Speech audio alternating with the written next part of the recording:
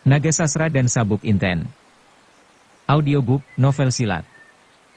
Cerita, Esa Mintarja. Jilid 39. Apakah yang akan mereka lakukan Bapak? Tanya Bagus Handaka berbisik. Manahan menggelengkan kepala.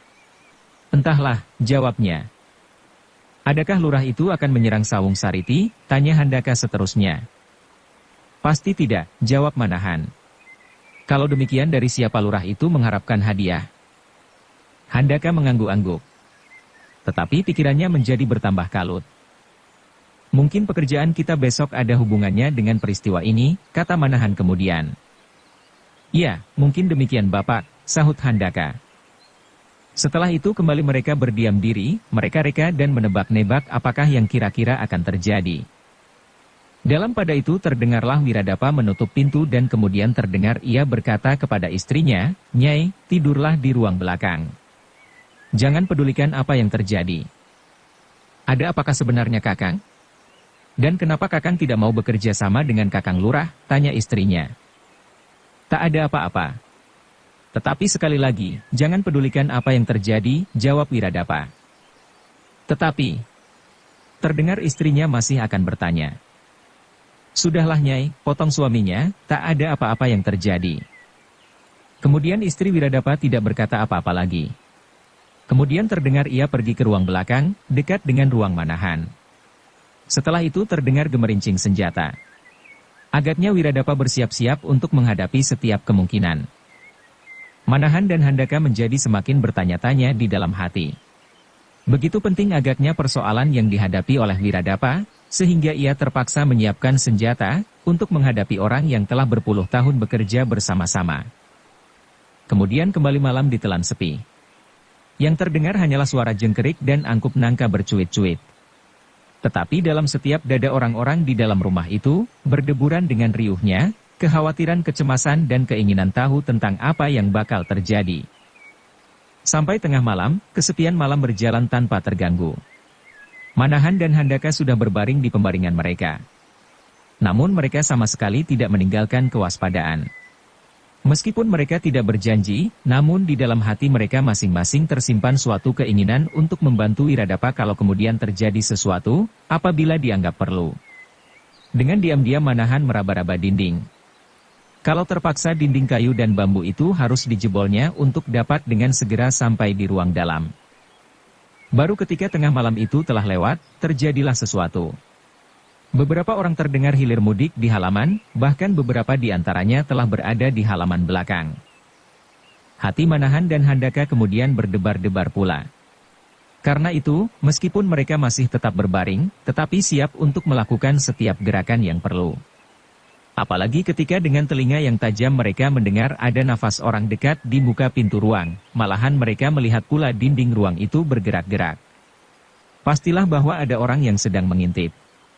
Namun demikian mereka masih tetap berbaring, sehingga tidak menimbulkan suatu kecurigaan. Tetapi sampai beberapa lama, mereka sama sekali tak mengalami sesuatu.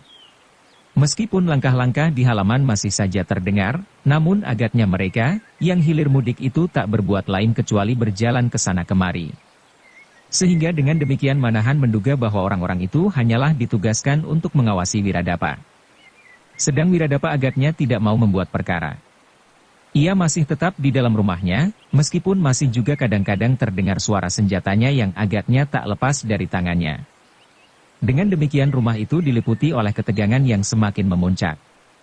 Manahan dan Bagus Handaka sama sekali tidak mencemaskan keadaan mereka, karena mereka merasa cukup mampu untuk menjaga diri.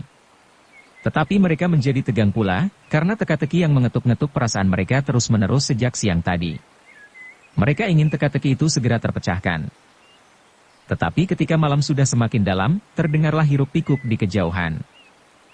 Segera Manahan dan Bagus Handaka bangkit untuk memperhatikan suara-suara itu, yang semakin lama terdengar semakin riuh. Dengan pengetahuannya yang tinggi, Manahan segera mengetahui bahwa keributan itu adalah keributan pertempuran. Tetapi ia tidak dapat menebak pihak-pihak manakah yang sedang bertempur itu. Mungkin pihak penduduk pedukuhan itu di bawah pimpinan lurah mereka sedang menyerang Sawung Sariti dengan para pengikutnya. Kalau demikian, maka besar kemungkinannya Laskar Gedangan akan dimusnahkan. Tetapi kalau demikian halnya, lalu siapakah yang berdiri di belakang lurah gedangan itu, yang menjanjikan hadiah besar? Sesaat kemudian tiba-tiba terdengar Wiradapa menggeram, lalu berteriak, siapakah di luar? Terdengar suara tertawa pendek. Kemudian jawabnya, kau tak perlu mengenal aku, Wiradapa. Baik, aku tak perlu mengenal kau, sahut Wiradapa. Tapi hentikan pengkhianatan itu. Manahan dan Bagus Handaka berdebar-debar dan cemas mendengar percakapan itu, tetapi juga terkejut. Ternyata yang berada di halaman bukanlah Laskar Gedangan. Dan karena kekalutan itu Manahan dan Bagus Handaka menjadi ragu-ragu untuk berpihak. Kalau kalian tak mau menghentikan pengkhianatan itu, aku yang akan berbuat, terdengar kembali Wiradapa berteriak. Dan kembali terdengar tawa menyeramkan di halaman. Kau jangan berlagak Wiradapa. Seandainya kau memiliki kesaktian sekalipun kau tak akan memenangkan kami berenam. Karena itu, tetaplah kau di rumahmu sampai ada keputusan hukuman apa yang harus kau jalani besok.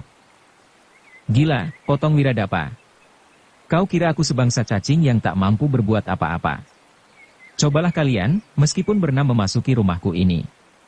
Jangan harap dapat keluar lagi dengan selamat. Luar biasa, teriak orang lain dari halaman. Sayang kami tak mendapat perintah untuk memasukinya. Wiradapa tidak menjawab. Tetapi ia menggeram penuh kemarahan. Kemudian terdengar langkahnya hilir mudik di dalam rumahnya. Kegelisahan di rumah itu tidak saja mencengkam hati Wiradapa, tetapi juga merayap-rayap di kepala Manahan dan Bagus Handaka. Sehingga tanpa disengaja Manahan pun kemudian bangkit dan berjalan pula hilir mudik di dalam ruangan, sedang Bagus Handaka menjadi asyik bermain-main dengan ujung tombaknya yang keramat, Kiai Bancak. Ternyata pertempuran yang hiruk-pikuk itu tak berlangsung lama. Sesaat kemudian suara itu telah lenyap. Tetapi justru karena itu Manahan jadi curiga. Ia mendapat firasat bahwa ada suatu permainan yang kotor di balik segala peristiwa ini. Ia kemudian teringat akan kelicikan Lembu Sora. Tidaklah mustahil bahwa anaknya pun akan berbuat demikian. Belum lagi Manahan mendapat suatu perkiraan apa-apa, terdengarlah beberapa ekor kuda berderap memasuki halaman, langsung mengepung rumah. Lamat-lamat terdengar suara Wiradapa marah. Geramnya, setan. Orang itu benar-benar cari perkara. Kemudian disusul sebuah teriakan di halaman, masih adakah tikus itu di dalam? Masih, Tuan, jawab yang lain dari halaman pula. Bagus, ia harus bertanggung jawab atas peristiwa itu, sahut yang tadi. Lalu terdengarlah beberapa orang berloncatan turun, disusul oleh ketukan pada pintu rumah Wiradapa. Hi, Wiradapa. Bukalah pintu. Siapakah kau? Teriak Wiradapa dari dalam. Apa pedulimu? Tak ada kesempatan untuk bermanis-manis dan sapa menyapa. Buka pintu dan ikuti aku menghadap anak Mas Saung Sariti, jawab yang di luar. Aku bukan pegawainya. Buat apa aku menghadap? Sahut Wiradapa dengan beraninya. Mendengar jawaban itu Manahan dan Bagus Handaka saling berpandangan. Agaknya Wiradapa tidak berdiri di pihak Saung Sariti. Tiba-tiba perasaan mereka jadi lega. Kalau sampai mereka terpaksa melibatkan diri, mereka tidak perlu segan-segan. Sebab mereka itu pasti tidak akan membantu anak Lembu Sora itu. Sementara itu terdengarlah beberapa orang tertawa berderai. Dan kembali terdengar seseorang berkata, kau terlalu sombong Wiradapa. Apakah kau kira pintu rumahmu berlapis baja? Dan kau sendiri bertulang besi, sehingga berani membantah perintah ini? Aku kira kau juga belum bertulang besi, jawab Wiradapa dengan beraninya. Karena itu buat apa aku takut? Cobalah pecahkan pintu. Aku ingin melihat kalau kau berani. Agaknya yang di luar pun jadi ragu. Terdengarlah ia mengumpat dan kemudian berkata, Wiradapa, kalau kau jantan, keluarlah. Sekarang terdengar suara Wiradapa menghina, jangan bicara tentang kejantanan. Kalau kau datang sendiri sebagai jantan sejati, akan aku sambut di halaman dengan penuh kejantanan. Kembali terdengar orang itu mengumpat-umpat. Kemudian berkatalah ia kepada anak buahnya, biarlah ia hidup sampai esok pagi. Jagalah jangan sampai lolos. Juga orang-orang malas yang tidur di ruang belakang. Ada kerja buat mereka esok. Baik Kakang, jawab yang lain. Setelah itu terdengar derap kuda menjauh. Tetapi tidak beberapa lama kemudian terdengar derap itu mendekat kembali. Bahkan lebih banyak lagi. Ketika kuda itu telah berhenti di halaman, terdengar suara yang sudah dikenal oleh Manahan dan Bagus Handaka. Yaitu suara Sawung Sariti. Wiradapa, kau benar-benar tidak mau keluar. Kau harus mempertanggungjawabkan perbuatanmu. Kau mengkhianati kami, sehingga beberapa orang kami jadi korban. Jangan coba putarbalikan keadaan, bantah Wiradapa dari dalam. Bagus, kalau kau tak mau keluar, aku suruh bakar rumahmu ini, ancam Sawung Sariti, maka musnahlah Wiradapa sekeluarga. Gila, teriak Wiradapa, begitukah cara putra kepala daerah perdikan yang besar memaksakan kehendaknya kepada orang lain? Terdengar Sawung Sariti tertawa dengan nada yang tinggi. Kemudian katanya, aku tidak peduli. Keluarlah. Rumah dan keluargamu akan selamat. Mungkin kau juga akan selamat kalau ternyata kau tak bersalah. Juga suruh orang-orang malas peliharaanmu itu pergi bersama kau. Ada pekerjaan untuknya. Kemudian suasana dicengkam oleh kesepian. Bagus Handaka memandang Manahan dengan penuh pertanyaan. Hal itu diketahui oleh Manahan, sehingga terdengar ia berbisik, kita ikuti mereka Handaka, jaga dirimu baik-baik. Agaknya pada suatu saat kita harus bertindak. Handaka mengangguk, ketika bersamaan dengan itu terdengar langkah menuju ke ruangan itu. Sesaat kemudian terdengar orang membentak-bentak, ayo keluar. Keluar. Sekali lagi Handaka memandang wajah Manahan yang tetap tenang, seperti air di telaga yang dilindungi oleh gunung-gunung dari gangguan angin. Ketika Manahan menganggukkan kepalanya, Handaka pun berdiri, lalu bersama-sama melangkah ke arah pintu. Demikian pintu terbuka, menyerbulah beberapa orang masuk. Manahan dan Handaka segera didorong keluar dengan bentakan-bentakan yang kasar. Di luar, gelap malam masih membalut seluruh pedukuhan kecil yang sepi itu. Namun saat itu digemparkan oleh kedatangan tamu-tamu dari Banyu Biru yang agaknya membuat keributan. Kemudian mereka digiring ke halaman depan, dan di sana ternyata Wiradapa pun terpaksa keluar rumah pula. Ia masih memperhitungkan keselamatan keluarganya, sehingga ketika rumahnya diancam akan dibakar, terpaksa ia mengambil keputusan lain. Dengan dikawal kuat, mereka bertiga segera dibawa ke kalurahan. Sawung Sariti, dengan naik kuda, berlari mendahului. Sampai di pendapat kelurahan, Manahan melihat beberapa orang bersenjata siap berjaga-jaga. Nampaknya mereka adalah gabungan dari laskar pedukuhan itu bersama-sama dengan laskar Pamingit. Sedang di antara mereka tidak tampak seorang pun dari Banyu Biru. Manahan yang tajam pandangannya, segera memperhitungkan keadaan itu. Wiradapa kemudian sebagai seorang pesakitan dihadapkan kepada Sawung Sariti yang duduk di samping lurah pedukuhan itu. Wiradapa, kata Sawung Sariti dengan lagak seorang hakim. Sadarkah kau akan segala perbuatanmu? Wiradapa memandang Sawung Sariti dengan penuh kebencian. Jawabnya, aku berbuat dengan penuh kesadaran dan tanggung jawab untuk kebaikan nama pedukuhan yang telah aku bina berpuluh tahun. Tutup mulutmu, bentak Sawung Sariti, jangan coba berkata yang bukan-bukan. Aku bertanya dan minta pertanggungjawaban atas kematian orangku yang paling baik. Bukankah kau telah membuat gerombolan untuk merampok kami? Wiradapa menggeram marah. Jawabnya, setan pun tak akan percaya ocehanmu. Sawung Sariti menjadi marah sekali. Dengan nada yang tinggi ia berkata hampir menjerit, Wiradapa, kau telah menghina rombongan kami. Apakah kau kira bahwa kami tak mampu bertindak? Dengarlah baik-baik. Rombongan kami dengan kekuatan cukup akan dapat memusnahkan seluruh pedukuhan ini. Tetapi kami tidak akan berbuat demikian. Kami tahu bahwa tidak seluruh penduduk ini bersalah, ternyata bahkan ada beberapa orang yang membantu kami. Dan aku akan berterima kasih kepada mereka itu. Sekarang katakan kepada kami siapakah yang turut dalam penyerbuan itu. Atau barangkali kau minta bantuan kepada salah satu gerombolan di sekitar daerah ini? Malahan mungkin dua orang yang kau sebut perantau malas itu adalah anggota gerombolan pula. Mata Wiradapa menjadi menyala-nyala. Dengan gigi gemeretak ia menyahut, jangan banyak bicara. Apakah sebenarnya maksudmu? Membunuh aku atas permintaan lurah pengecut itu, supaya aku tidak selalu membayanginya? Aku menolak turut dalam permainan gila-gilaan itu, tetapi agaknya lurah yang tamak itu takut aku membuka rahasia. Diam, bentak lurah yang sejak tadi berdiam diri. Kau mau menyeret orang lain masuk ke jurang yang telah kau gali sendiri? Wiradapa tertawa rendah, pengecut. Kau pengecut, sahut Sawung Sariti. Nah rakyat gedangan. Pedukuhanmu telah dinodai oleh Wiradapa. Untunglah bahwa aku tidak memusnahkan kalian. Tetapi aku menuntut kesetiaan kalian pada pedukuhanmu ini. Apakah yang dapat kau lakukan untuk membuktikan itu? Sedang sekarang di hadapanmu berdiri seorang pengkhianat. Akibat kata-kata Sawung Sariti itu dalam sekali. Segera, semua mata orang yang hadir di pendapa tertuju kepada Wiradapa. Wajah-wajah itu kemudian menjadi semakin tegang, disusul kata-kata lurah mereka, atas nama pimpinanmu, bertindaklah. Kata-kata itu merupakan aba-aba yang serentak menggerakkan orang-orang gedangan yang berdiri di pendapa itu. Segera mereka melangkah maju dengan senjata di tangan siap untuk membunuh Wiradapa. Manahan terkejut menyaksikan peristiwa itu. Segera ia teringat bagaimana ia sendiri pernah mengalami fitnah yang dituduhkan oleh Lembu Sora di Banyu Biru. Untunglah pada saat itu Gajah Sora sempat mencegahnya. Tetapi kali ini, pimpinan mereka justru berdiri di pihak Sawung Sariti. Maka segera ia menggamit Bagus Handaka yang segera dapat menanggapi. Maka berbisiklah Manahan, Handaka, kita bebaskan Wiradapa.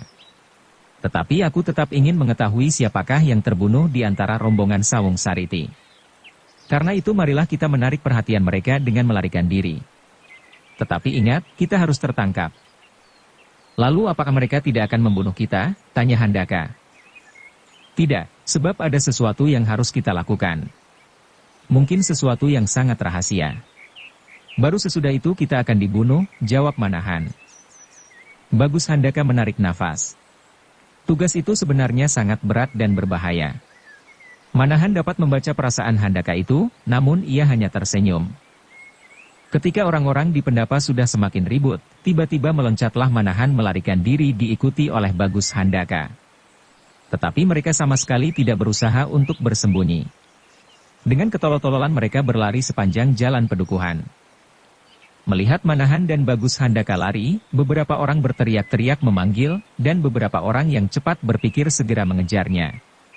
Perhatian seluruh isi pendapa kemudian terpusat kepada Manahan dan anaknya yang sedang berusaha melarikan diri. Tangkap mereka, teriak Sawung Sariti. Tetapi agaknya ia tidak begitu percaya kepada anak buahnya, sehingga ia sendiri kemudian melompat dengan tangkasnya, dan seperti anak panah ia terbang mendahului orang-orang yang telah lebih dahulu mengejar Manahan dan Handaka. Manahan dan Handaka yang memang tidak benar-benar akan melarikan diri, sengaja memperlambat langkah mereka, setelah cukup jarak yang mereka tempuh untuk memberi kesempatan kepada Wiradapa melenyapkan dirinya. Tetapi telinga Manahan segera menangkap langkah yang sangat cekatan menyusulnya. Dengan agak terkejut Manahan menoleh. Dan dengan kagum ia melihat Sawung Sariti menghambur ke arahnya. Berhenti, teriak anak muda itu. Manahan dan Bagus Handaka masih berpura-pura lari. Namun dalam hati Manahan dihinggapi oleh suatu pertanyaan baru. Alangkah hebatnya anak itu. Menilik gerak serta langkahnya, agaknya Sawung Sariti telah memiliki ilmu yang cukup tinggi. Sebentar kemudian anak muda itu telah dapat menyusul Manahan. Tangannya segera menyambar baju perantau yang malang itu, sedang tangannya yang lain terayun deras ke arah rahang Manahan. Manahan sama sekali tidak berusaha mengelak ketika sebuah pukulan yang keras mengenainya. Dengan keras ia terlontar ke belakang dan akhirnya ia jatuh berguling-guling sambil berteriak-teriak, "Ampun Tuan Muda, ampun." Tetapi dalam pada itu ia dapat mengukur sampai di mana kekuatan Sawung Sariti, yang benar-benar membuatnya heran. Tenaga anak muda itu benar-benar mengagumkan. Untunglah bahwa yang dikenainya adalah Manahan. Kalau saja Manahan benar-benar seorang perantau, maka Sawung Sariti telah membuat suatu kesalahan, sebab kepala perantau itu pasti akan retak dibuatnya. Sesaat ia telah mencoba-coba membanding-bandingkan anak itu dengan Bagus Handaka. Apakah Bagus Handaka juga memiliki kekuatan sebesar itu? Namun agaknya ia tidak perlu mencemaskan muridnya, meskipun ia belum yakin benar bahwa Handaka dapat melebihi kekuatan Sawung Sariti. Kau mencoba untuk melarikan diri. Kemudian terdengar Sawung Sariti membentak-bentak marah. Sementara itu orang-orang yang lain berdatangan pula. Tidak Tuan Muda, tidak, rintih Manahan, sedang Bagus Handaka berdiri tidak jauh darinya dengan gigi yang terkatup rapat. Apa kau bilang? Teriak Sawung Sariti. Dengan berbuat begitu kau masih ingkar bahwa kau akan melarikan diri? Tidak Tuan Muda, aku tidak akan melarikan diri. Tetapi aku takut, jawab Manahan. Takut? Apa yang kau takutkan, potong anak muda itu? Aku takut melihat pembunuhan, sambung Manahan dengan suara gemetar. Tanya jawab itu kemudian terhenti ketika kemudian datang pula beberapa orang berlari-lari. Ada apa kalian menyusul? Tanya Sawung Sariti marah. Wiradapa melarikan diri, Tuan, jawab orang itu. Hi, apa kau bilang? Mata Sawung Sariti kemudian menyala-nyala. Dengan suara yang gemetar ia meneruskan, kau bilang Wiradapa melarikan diri? Ya, Tuan, jawab orang itu ketakutan. Tiba-tiba semuanya dikejutkan oleh gerakan Sawung Sariti yang hampir tak terlihat kecepatannya, disusul oleh teriakan ngeri. Orang yang berdiri di hadapannya itu terlempar beberapa langkah dan kemudian terjatuh sambil mengerang kesakitan. Setan, gerutunya. Apakah yang kalian kerjakan? Dan buat apa aku mengupah kalian? Menjaga seekor tikus sakit-sakitan saja kalian tidak mampu. Ayo cari sampai ketemu. Kalau tidak, kalian jadi gantinya. Beberapa orang berdiri bingung, sampai terdengar Sawung Sariti berteriak, pergi, pergi monyet. Dan bubarlah orang-orang itu berlari bertebaran untuk mencari Wiradapa. Setelah orang-orang itu pergi, Sawung Sariti memandang Manahan dan Handaka dengan geramnya. Dengan menahan kemarahan ia berdesis, orang-orang gila inilah yang telah merusak rencanaku. Kemudian katanya kepada salah seorang pengikutnya, bahwa mereka kembali ke kelurahan.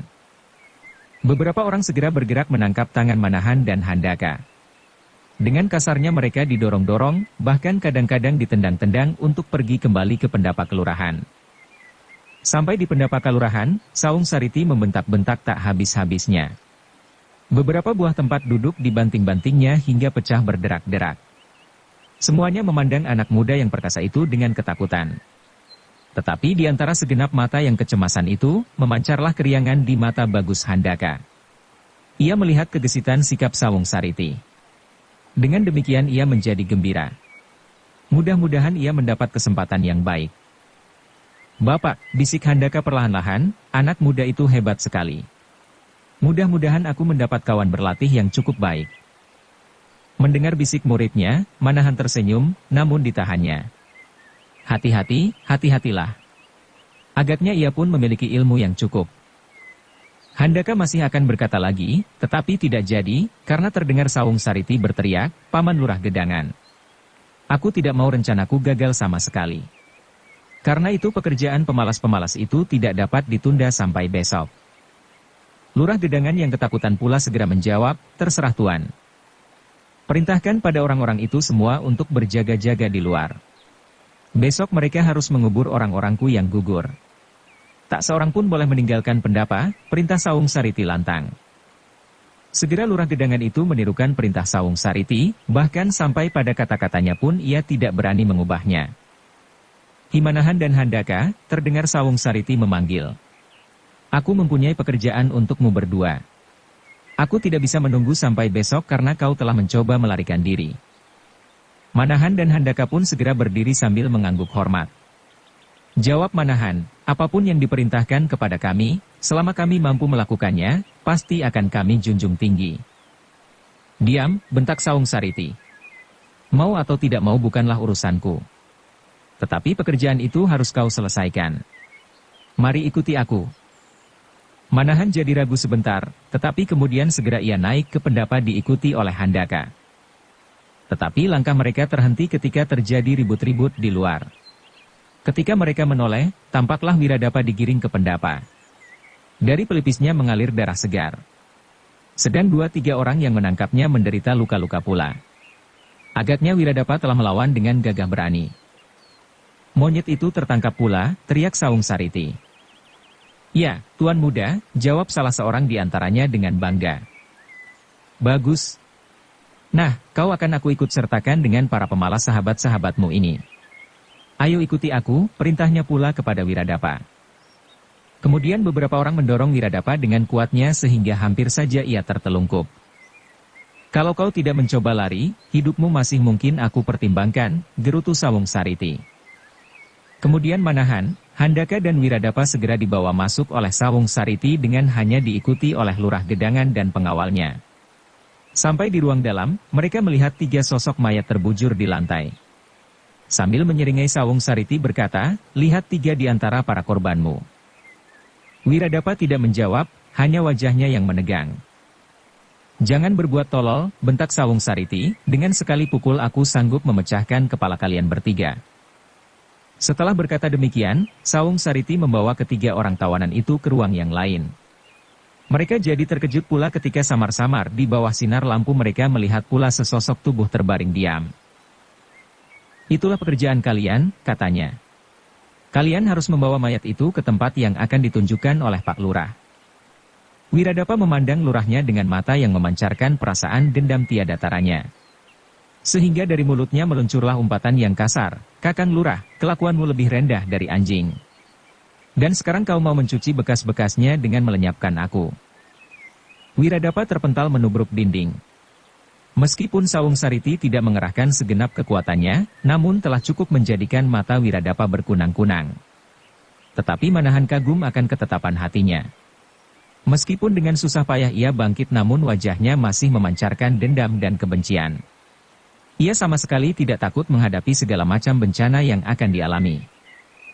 Melihat sikap Wiradapa yang demikian, Sawung Sariti menjadi semakin marah, katanya, "Wiradapa, lebih baik kau mempergunakan saat terakhirmu sebaik-baiknya.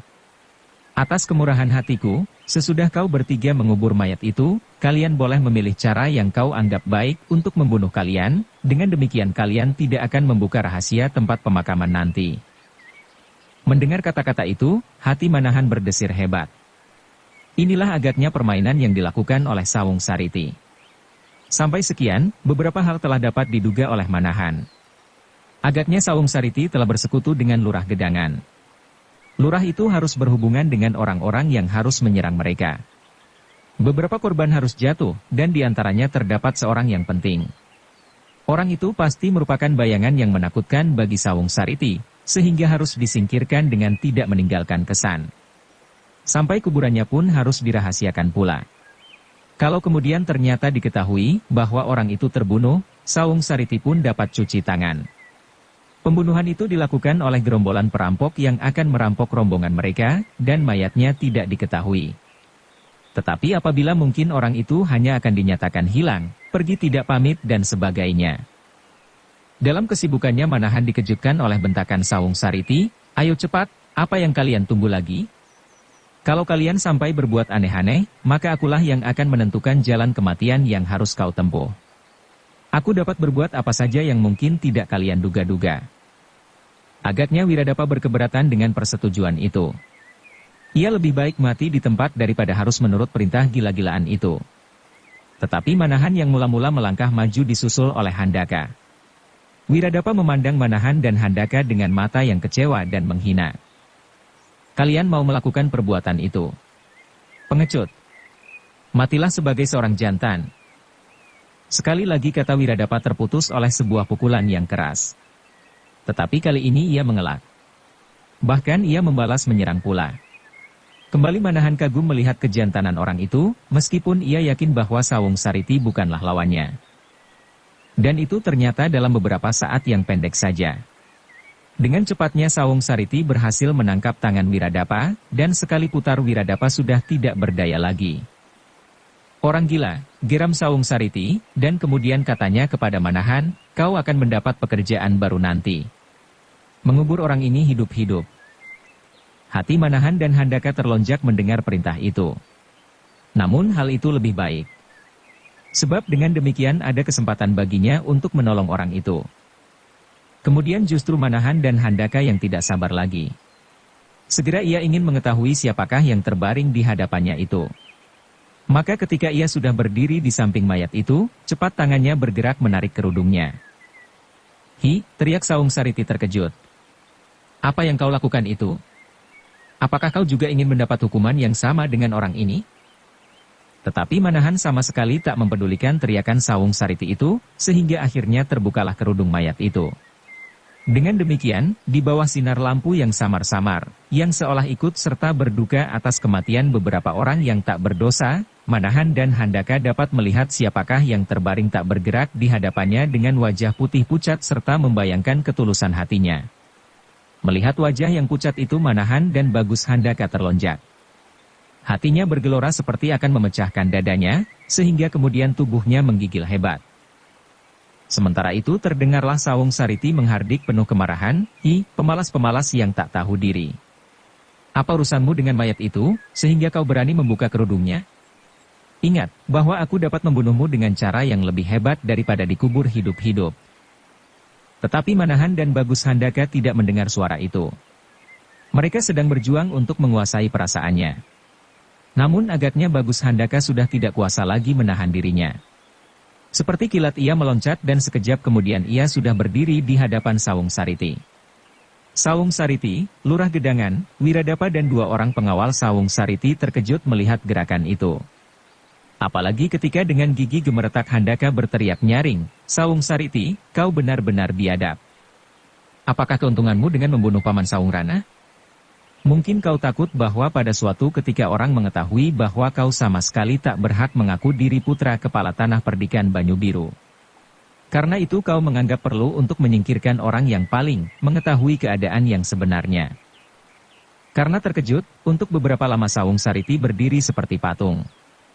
Tetapi kemudian tiba-tiba dengan tidak berkata apapun, ia langsung menyerang Handaka dengan hebatnya.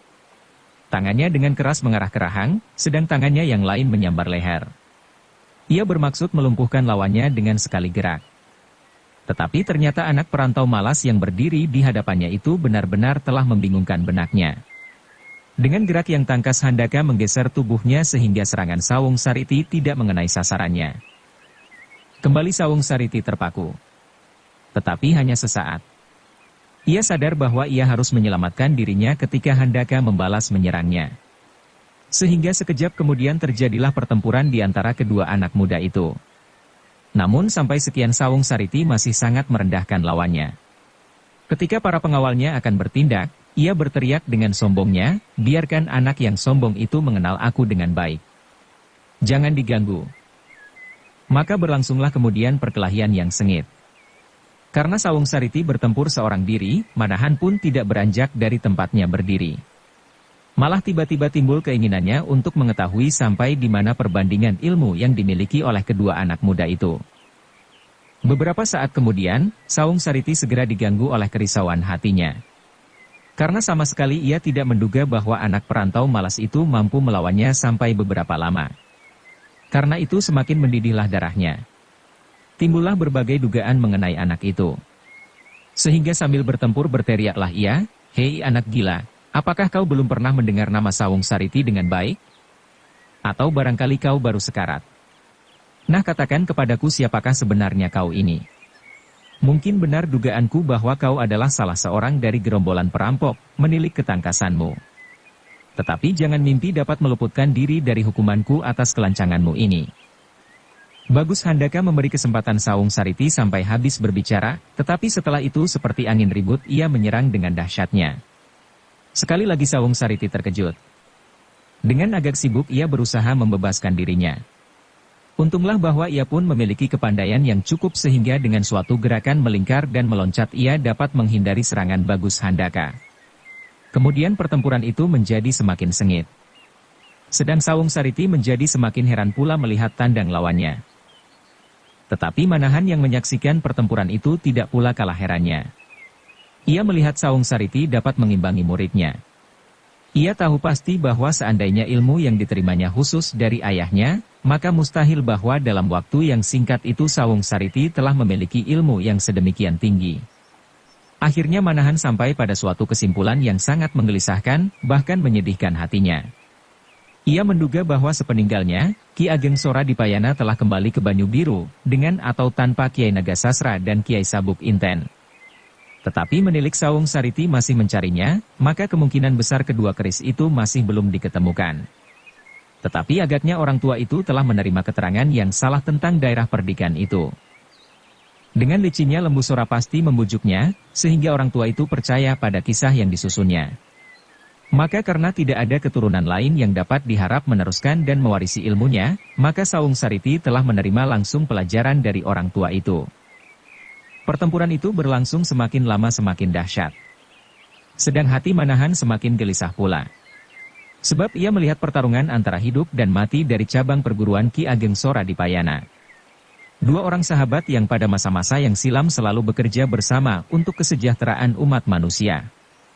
Tetapi pada saat itu, ia tidak mampu berbuat apa-apa.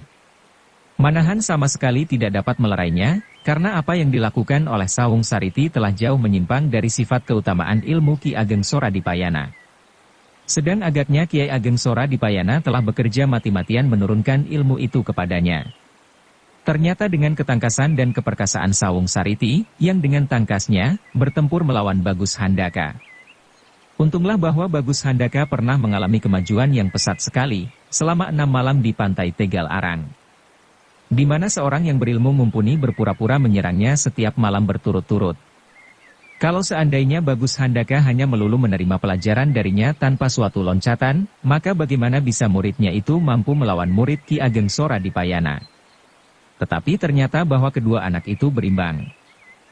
Mengalami perlawanan yang tidak kalah hebatnya dari ilmunya sendiri, Sawung Sariti menjadi gelisah. Ia menjadi curiga terhadap anak muda yang melawannya itu. Maka sekali lagi ia berteriak, "Ki anak sombong, siapakah sebenarnya kau? Dan dari manakah kau mengenal bahwa yang gugur itu Paman Sawung Rana?" Handaka menyeringai marah sambil menjawab, "Buat apa kau tahu siapakah aku? Sebab sebentar lagi namamu akan terhapus dari muka bumi." Sawung Sariti adalah seorang anak muda yang sombong. Selama hidupnya ia selalu dihormati dan dimanjakan. Karena itu ketika ia mendengar jawaban Bagus Handaka, hatinya bertambah menyala-nyala. Karena itu ia tidak lagi berpikir lain kecuali membinasakan lawannya. Ia tidak lagi mempedulikan apakah lawannya bersenjata atau tidak. Cepat seperti kilat tangan Sawung Sariti menarik pedangnya dan diputarnya seperti baling-baling. Ternyata ketangkasannya mengolah senjata tidak mengecewakan pula. Melihat lawannya bermain pedang, Handaka meloncat beberapa langkah mundur, dan dengan gerak yang tidak kalah cepatnya tangannya telah memegang sebuah ujung tombak bertangkai pendek. Itulah Kiai Bancak. Tanda kebesaran tanah perdikan Banyu Biru. Sawung Sariti sendiri belum pernah melihat tombak itu. Karena itu ia sama sekali tidak terkejut. Bahkan ia menyerang dengan garangnya. Perlawanan Bagus Handaka pun tidak kalah dahsyatnya. Agaknya salah seorang pengawalnya pernah mengenal tombak itu. Tombak yang mempunyai cahaya kebiru-biruan. Karena itu dengan gugup ia berteriak, "Angger, itulah tombak Kiai Bancak." Bersambung ke jilid 40. Dukung kami dengan subscribe, follow, like, komen dan share. Terima kasih.